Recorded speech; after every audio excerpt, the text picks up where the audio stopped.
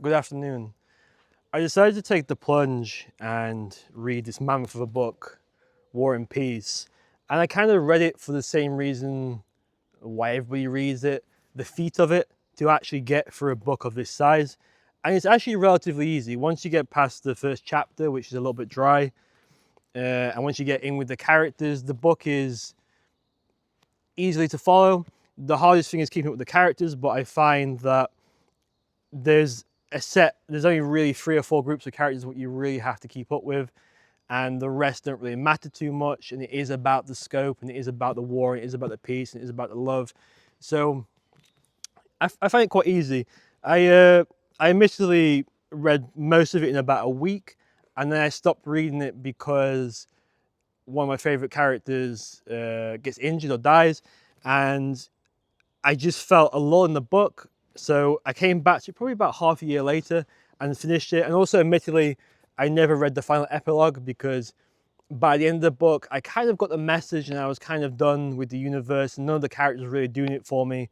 So I didn't feel like I had to have read that. So I guess on a technicality, I haven't read War and Peace. But what I want to talk about, again, I don't really do book reviews on this channel, but I want to talk about the lesson I learned from War and Peace, and that sounds like a very formal title. And the lesson what this book hints at, and it does for about 400 pages, is that history is not what we think it is. Winners and losers are not defined by heroes and villains.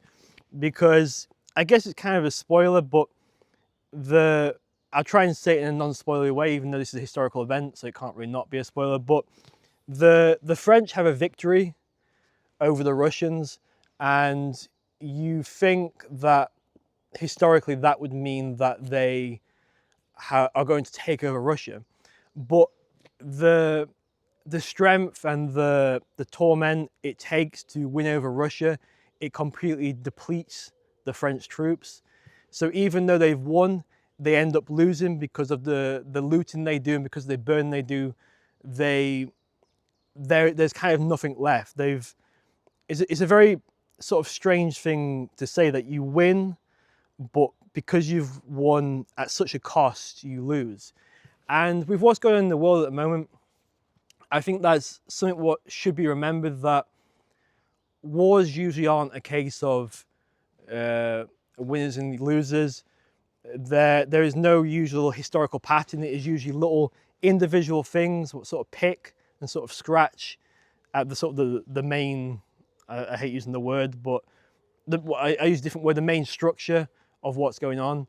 There are so many things, if you look into World War II, there are so many things happening behind the scenes with science, with movies, with propaganda, that it's all these tiny little things what eventually have a certain country declare victory. And even with the declaring victory, it's at such a cost. So I think why it is important to read War and Peace is to understand that we're taught history at schools in this sort of way, what's very linear, and that there is there's a right tribe, there is a tribe what deserves to win against an opponent which is evil, and we usually find out that the opponent isn't evil. They've either been brainwashed or there is propaganda at play. And that's what I took from reading this book, and this is what has changed my view on all history, how it could be documented wrong and how it could be extremely biased.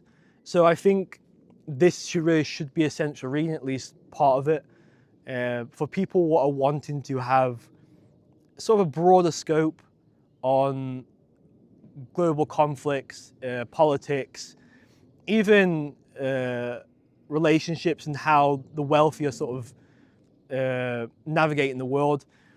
I think these are all things what you learn and are kind of expertly detailed in War and Peace. Anyway, so enjoy your week, enjoy your weekend. Ciao.